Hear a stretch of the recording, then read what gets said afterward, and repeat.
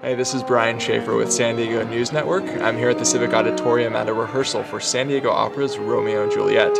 I'm going to be talking today with choreographer Couture Sticken about the history of ballet and French opera and how she gets those opera singers to dance. All right, so there's a tradition in French opera that has a really strong kind of ballet component. Can you tell us a little bit about that history and maybe how that plays out in this particular opera? Yeah, absolutely. The French were very fond of their dance, and so they insisted that operas that were performed at the Opera Comique and operas that were performed in France had a ballet, an absolute huge ballet component to them, whereas it would be a 16-corps dance troupe that would come out and do a full-on 45-minute ballet, 25-minute ballet that happened in the midst of the opera. We don't do it as often here in the United States. It doesn't happen very often because it extends the length and it's hard, and it's a money issue. It's expensive to get 16 dancers to come in and rehearse for the amount of time that it takes to create something of that length.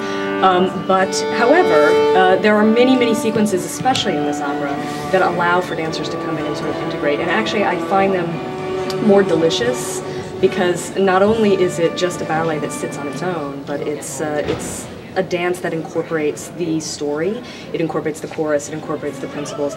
Everybody in the opera is involved in making this party happen, and so the dance comes very naturally out of the story itself, as opposed to it being a complete divertissement or a diversion from the rest of the story. So you have an opera that kind of has a real foundation of dance integrated into it, Absolutely. But you're working with singers who may not have that same movement foundation. So how do you work with them, and how do you kind of bring them into the story through dance as well?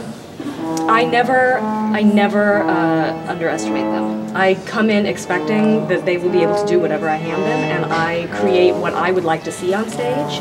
When we have something such as Romeo and Juliet, who are singing and dancing at the same time, we have to temper what they're doing based on what they need breath-wise for their own voice to do what it needs to do.